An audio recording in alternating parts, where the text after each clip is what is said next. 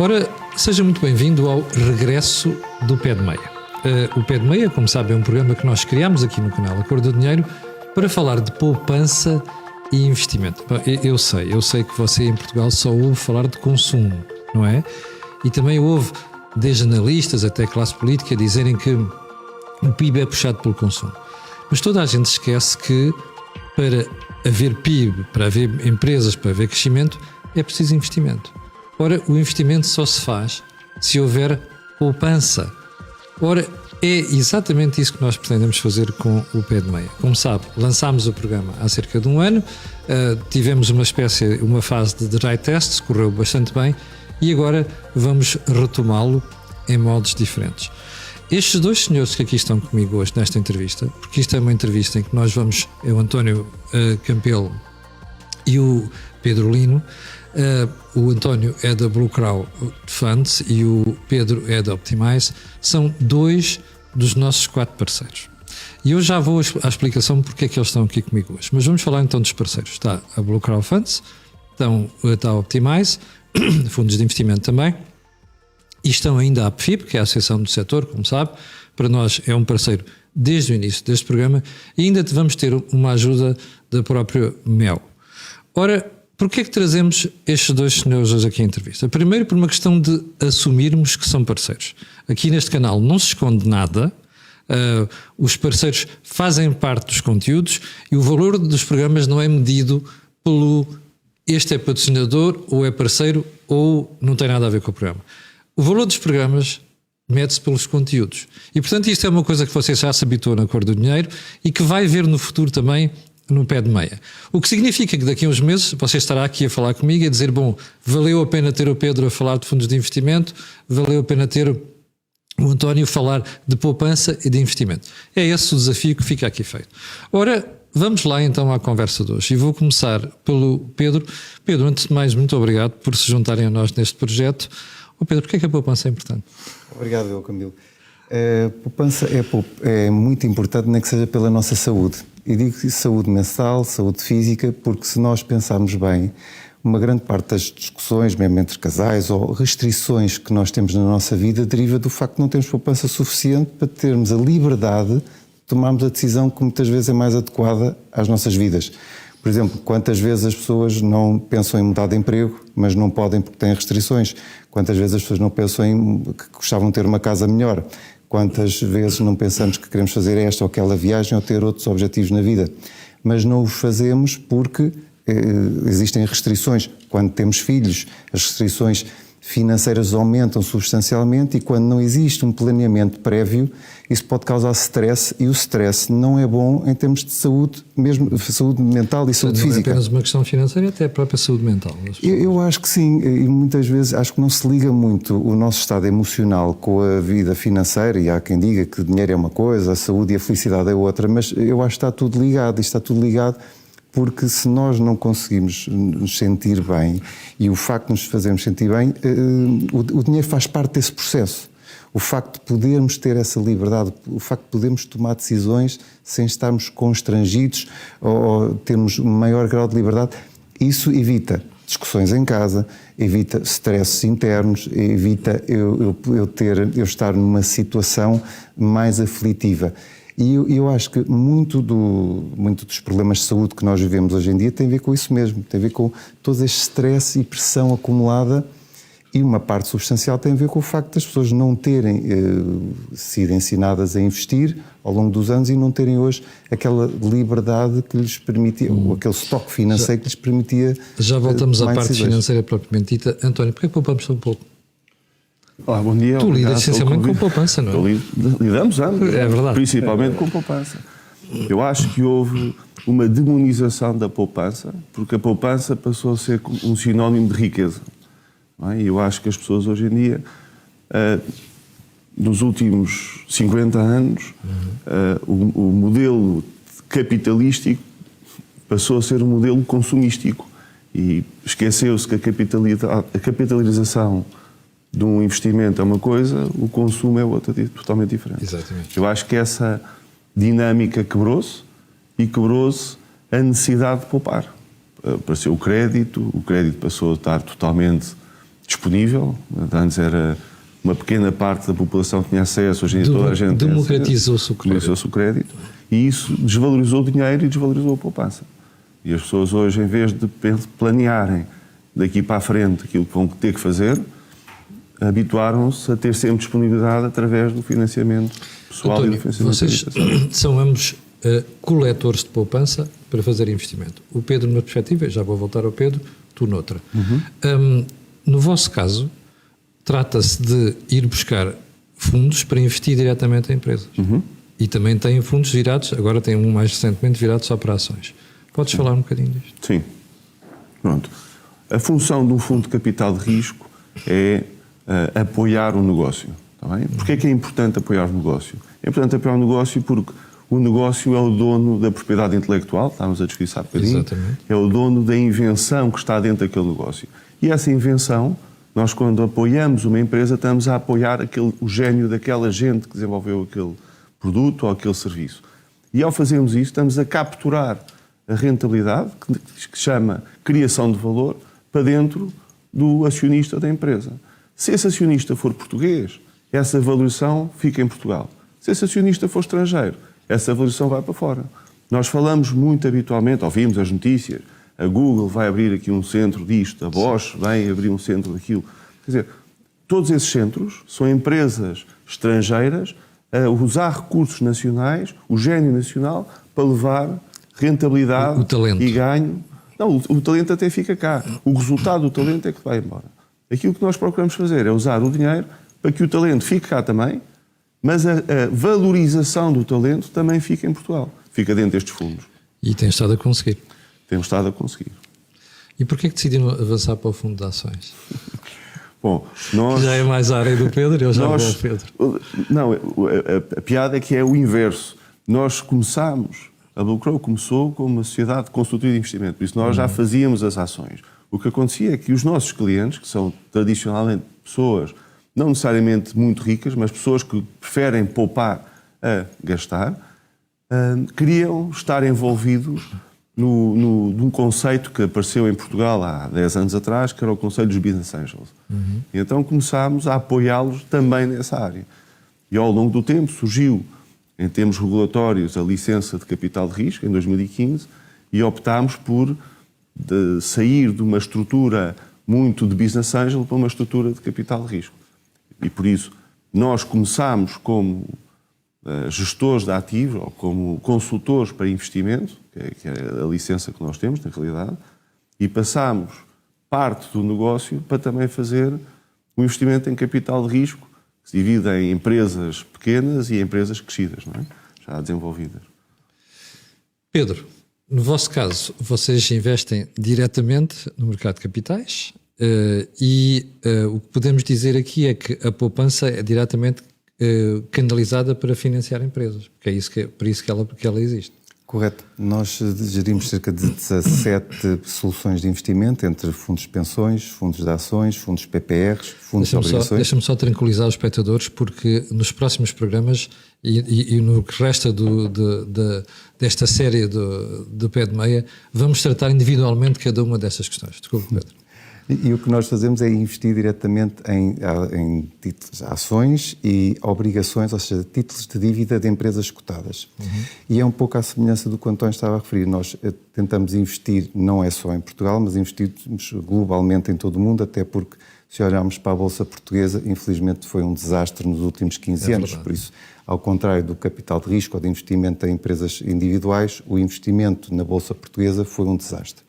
Mas por isso mesmo é que nós investimos de uma forma global, porque achamos que, primeiro, os mercados internacionais têm vindo ao longo dos anos a apreciar, e há de ser algo, com certeza, iremos falar, que as tendências de muito longo prazo de apreciação do capital, e depois, como Portugal não era um mercado que nós já achávamos que era muito pequeno e que tinha alguns problemas, mesmo em termos de balanços das empresas, achamos que o investimento de uma forma diversificada, seja através de ações ou de obrigações, e por isso é que temos vários perfis de risco, é a melhor forma de estarmos, de beneficiarmos do que é a apreciação de longo prazo dos mercados.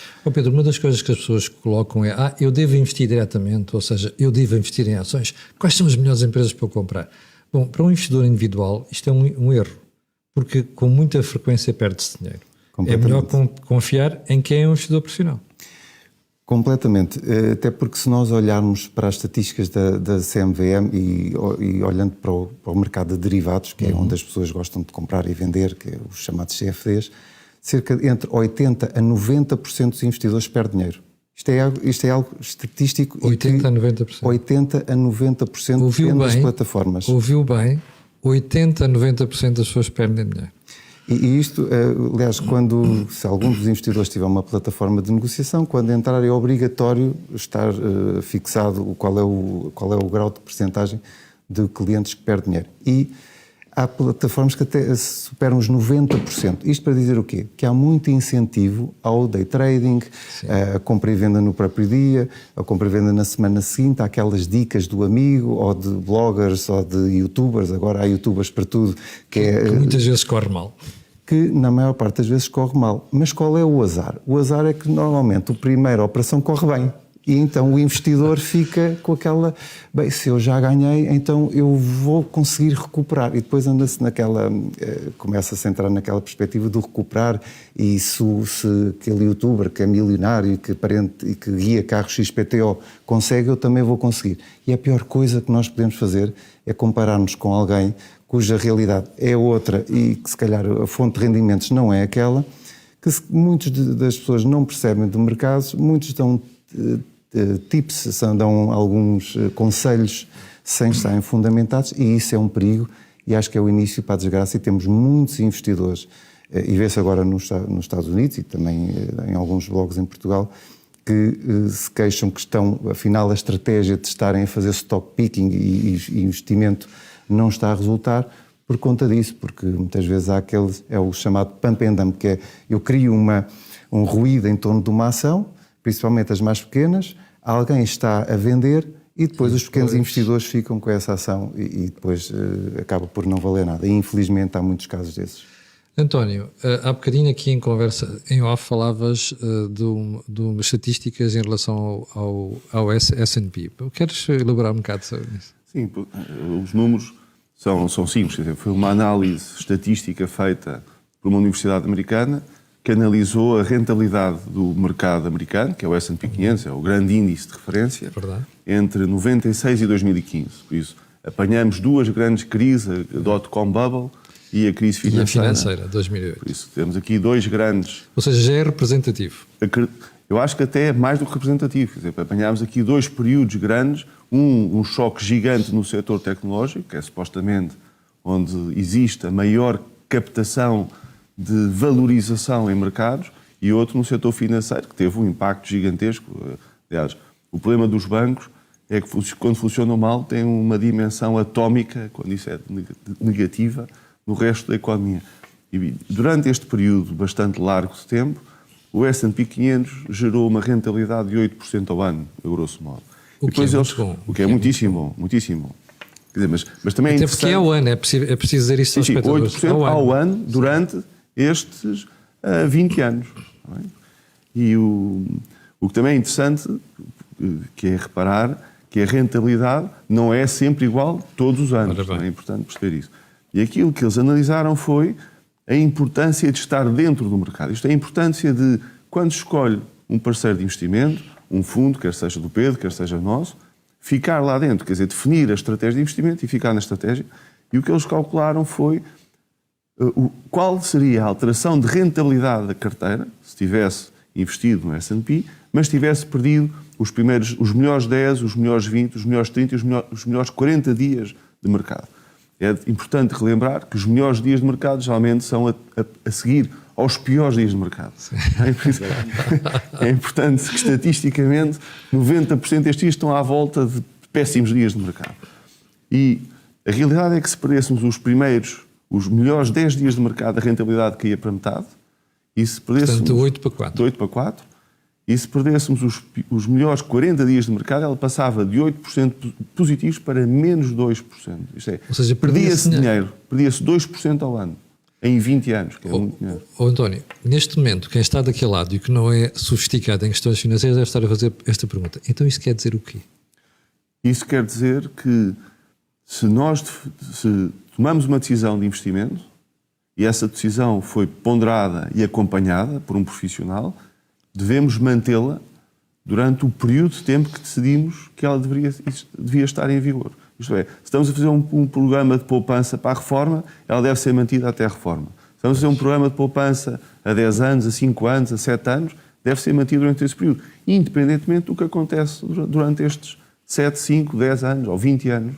Não é? Porquê? Porque a capacidade de valorizar um produto, tudo o que nós vemos aqui à volta no estúdio, as câmaras, os microfones, os copos, a roupa que nós vestimos, tudo isso foi feito por um ser humano. Todos estes produtos estão dentro de uma empresa e essa empresa todos os anos vende um copo, um microfone ou uma câmara. E isso é o que nós temos dentro de uma empresa. Não é? E a segunda coisa importante, que é um outro gráfico que também existe, é que podemos perceber, eles fizeram o mesmo estudo, analisou qual é que é o valor acrescentado de um advisor financeiro. Não é? E eles calculam que o valor acrescentado andará à volta dos 3,5% ao ano. E onde é que esse valor está? Esse valor está em obrigar o investidor a manter-se fiel ao seu plano de investimento. Isto é, mais importante do que discutir custos, não fazer transações, é estar dentro do plano de investimento. É não sair do mercado. É saber que o dinheiro que se investe é um commitment para a nossa vida de acordo com aquilo que é o projeto de investimento. Pedro, sim, ia pedir a ti precisamente para comentar. Há uma questão muito importante que o António referiu, que é as recuperações dos mercados, que ocorrem sempre após os piores dias. E por isso é que esse papel do gestor ou da empresa é muito importante, porque as pessoas tendem a vender no pânico, tendem a vender nas quedas. E depois alguém que aproveita, percebeu que se sobrevendeu e depois vai comprar. Correto. Vemos, por exemplo, temos o exemplo do Covid. Em março de 2020 tivemos 15 dias de quedas consecutivas no mercado e o mercado caiu quase 20%. Aliás, o SP 500 esteve a cair 40%. Foi extremamente difícil nesse momento para nós convencer as pessoas, mantenham o seu horizonte de longo prazo, seja para a reforma, seja para a pós-reforma, seja para dentro de 10 anos, mantenha.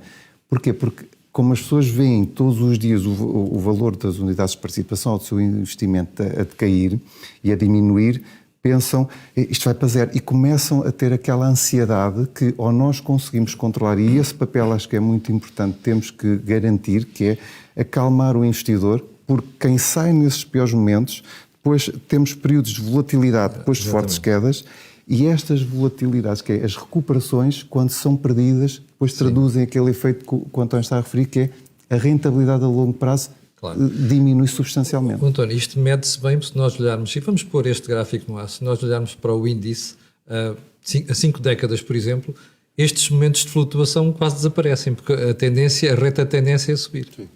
Aliás, há um gráfico que eu posso mandar, que é um gráfico do S&P 500 com excelentes razões para vender. E a verdade é que há pequenas variabilidades que, em termos de matemáticos, naquele gráfico são quase irrelevantes e a tendência é sempre positiva. Pedro,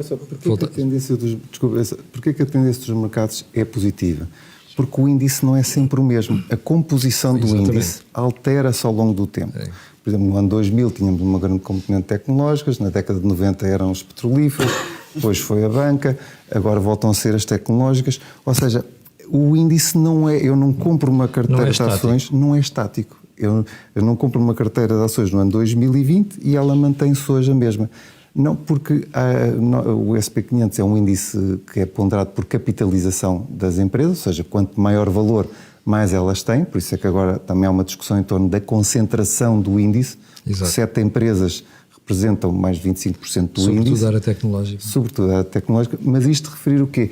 Que, no fundo, o índice captura o melhor das empresas, que é, à medida que as empresas valorizam, também valem mais. Claro que isto pode depois ter um efeito bolha, mas por isso é que há estes ciclos de ajustamento e de alterações. Pedro, posso dizer às pessoas que estão daquele lado que se há coisa que nós vamos fazer aqui é dizer para comprar hoje, vender amanhã, ou então esta ação ou aquela ação. Nós temos que olhar para um investimento sempre de médio e longo prazo. É a nossa preocupação e o nosso commitment neste programa. Eu acho que sim. Aliás, acho que estamos todos de acordo que é... Não adianta estarmos aqui, nem as recomendações são o que são, nem é esse o objetivo, mas olharmos para uma perspectiva de investimento e de longo prazo e percebemos que quanto mais cedo começarmos a investir, melhor, e tem um Isso é efeito outro brutal. ponto. É outro ponto, e já agora um dos gráficos que queremos passar no programa, que é a diferença entre começar a investir mais cedo na rentabilidade. Sim, olha, há algo que eu não percebo, as pessoas deviam sair, as crianças quando nascem deviam sair com uma conta de investimento, não é de poupança. Há uns anos atrás dava-se um porco da Ágata e não sei o quê, e aquelas contas com 3% de juros. Se em vez de uma conta de depósitos, as crianças tivessem e os bebés tivessem uma conta de investimento e os 50 euros, os 10 euros, os 20 euros dos aniversários, do Natal, da Páscoa, do que fossem investidos para capitalizar, eu posso garantir que aos 18 anos os filhos estão, não sei se milionários, mas estão muito bem na vida. Porque o efeito de capitalização destes pequenos montantes é brutal a longo prazo. Isso só reforça a nossa preocupação de olhar para isto sempre como uma perspectiva de investimento. António, também tens esta ideia, quanto mais começarmos a poupar, melhor. Eu tentei aplicar isso aos meus afilhados, mas os pais não viram com grande... Então... Precisam de ver este programa. Não, o dinheiro ainda é um tema muito tabu na sociedade. Não é? Há uma preocupação de... não, é uma criança, se calhar um brinquedo faz mais sentido. O conceito de oferecer um postal, aliás, foi um produto de investimento que nós já tentámos desenhar, que era uma espécie de cartão de aniversário que lá dentro tinha uma série de ações de um ETF ou de um índice ou o que seja, e as pessoas podiam dar a outras X ações de um determinado ETF. Mas aqui em Portugal realmente é um conceito um bocadinho fora do normal. Mas é uma realidade, quer dizer, o poder da capitalização é facilmente compreensível. Não é? Um bocadinho todos os dias vale muito mais do que nada todos os dias. Não é? Pedro, e aquele gráfico mostra o comportamento, aliás, a diferença entre começar a investir mais cedo faz uma diferença brutal depois quando a gente chega ao final do período a que se propôs fazer a poupança. Sem dúvida. Do ponto de vista de valorização. 10 anos mais cedo, salvo erro, tem quase o dobro de resultado ao fim de 40 anos.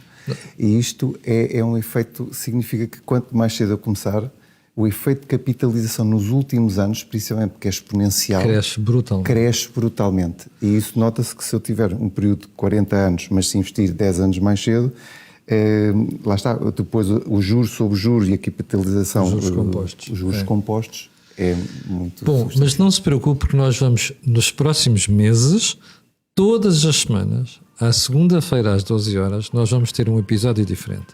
Esta conversa hoje serviu de introdução, de regresso ao Pé de Meio. Quero agradecer ao António, quero agradecer ao Pedro. Haverão de estar connosco também nos próximos meses, em função das matérias que formos tratando, mas todos estes pormenores, olha, começar a investir cedo, produtos para crianças, produtos para reforma, produtos para valorização, o perfil de risco, você tem um risco maior, tem um risco médio, é mais conservador, tudo isto vai ser tratado parcelarmente nos programas nos próximos meses. Quero agradecer a sua atenção, quero pedir-lhe para subscrever o canal, quero pedir-lhe para acompanhar o Pé de Meia, porque é uma tentativa que nós estamos a fazer para levar literacia financeira aos portugueses e, sobretudo, numa altura em que se perspectiva tantas dificuldades em relação à segurança social, em relação à saúde, nós criarmos o nosso Pé de Meia para podermos ter uma vida mais confortável daqui a umas décadas. Muito obrigado. Eu regresso na próxima segunda-feira.